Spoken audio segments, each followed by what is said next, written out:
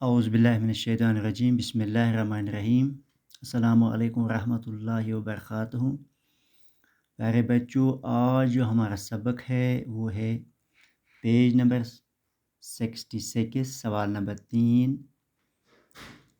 تین کہانیاں جو ہم سبق پڑھ رہے ہیں، تو اسی کے سوال نمبر 3 یعنی 66 صفحہ نمبر پر جو سوال ہے، سوال نمبر 3، آج ہم وہی کرنے جا رہے ہیں۔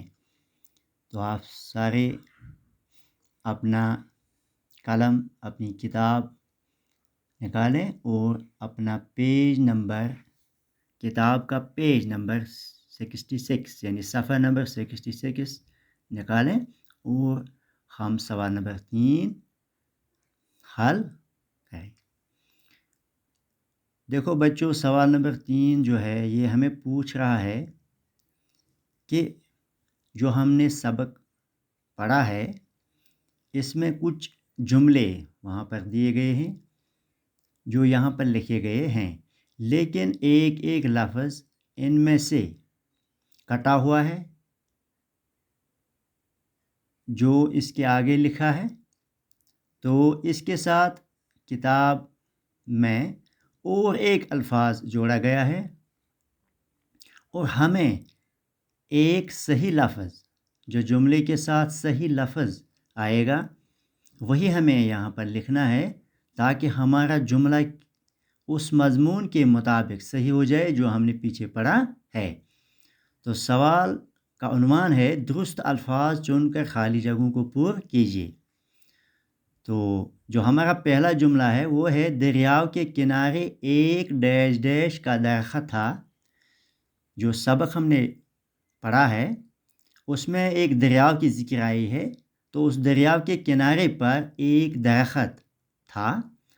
تو وہ درخت کون سا تھا یہ ہم نے پڑھا ہے، یہ جملہ وہاں موجود ہے۔ تو اس خالی جگہ پر ہمیں وہی نام لکھنا ہے، وہی لفظ لکھنا ہے جو صحیح ہے، جو درست ہے۔ یعنی آگے دو لفظ لکھے گئے ہیں، یعنی آم اور سیب۔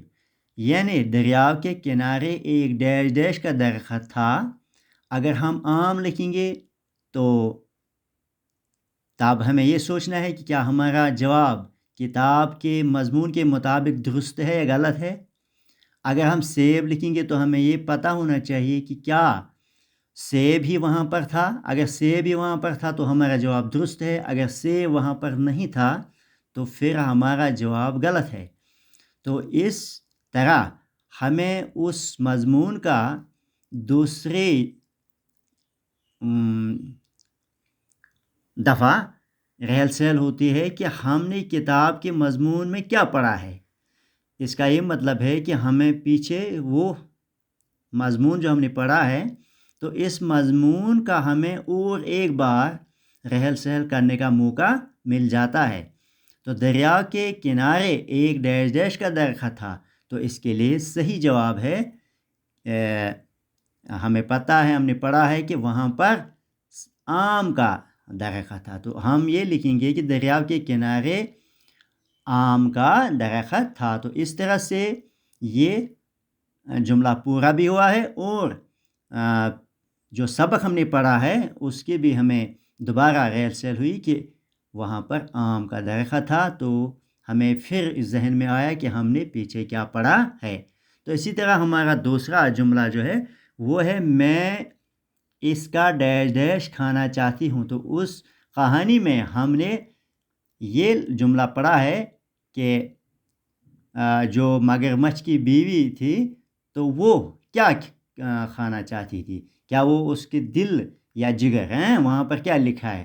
تو ہم نے پڑھا ہے، آپ کو یاد ہوگا کہ اس نے کہا کہ میں اس کا دل کھانا چاہتی ہوں۔ تو اس طرح دوسرا جملہ بھی مکمل ہوا۔ تو تیسرا جملہ ہمارا جو ہے وہ ہے مگرمچھ کنارے کی طرف ڈیش ڈیش آیا۔ تو اس کا جو خالی جگہ ہے وہاں پر ہمیں واپس لکھنا ہے، واپس لوٹ کے واپس، یعنی ہمیں واپس لکھنا ہے مگرمچھ کنارے کی طرف واپس آیا۔ تو اس طرح سے یہ جملہ مکمل ہوا۔ بادشاہ ظلم کے لیے ڈیش ڈیش بادشاہ ظلم کے لیے بہت ڈیش تھا، بدنام تھا یا مشہور تھا. تو ہم نے پہلے کتاب میں مضمون میں سبق میں پڑھا ہے کہ بادشاہ ظلم کے لیے بہت بدنام تھا. تو اس طرح سے چوتھا جملہ بھی مکمل ہوا. تو پانچواں جملہ جو ہمارا ہے وہ ہے ڈیش ڈیش باتیں سچے آدمی ہی سنتے. چونکہ یہ جملہ بھی ہم نے کتاب میں پڑھا ہے، اپنے مضمون میں پڑھا ہے. تو آگے جو لکھے ہیں 2 الفاظ سچی جھوٹی، یعنی ہمیں یہ فیصلہ لینا ہے، یہ بتانا ہے، یہ ہمیں سوال ہے کہ کیا سچی لکھنا ہے وہاں پر یا جھوٹی لکھنا ہے. تو اس میں سچی باتیں سچے آدمی ہی سنتے ہیں. یہ بزرگ کا وہ الفاظ تھے جو بزرگ نے کہے کہ سچی باتیں سچے آدمی ہی سنتے ہیں. تو اس طرح یہ جملہ بھی مکمل ہوا. تو جملہ نمبر 6 جو ہے وہ ہے امیر بڑا نیک ڈیش ڈیش تھا. تو دل صفت وہاں پر لکھا ہے کہ ہماری کہانی جو ہم نے کہانی پڑھی ہے اس کہانی میں لکھا ہے کہ امیر بڑا نیک دل آدمی، امیر بڑا نیک دل تھا، یعنی یہاں پر دل لکھنا ہے. تو یہ جملہ بھی مکمل ہوا.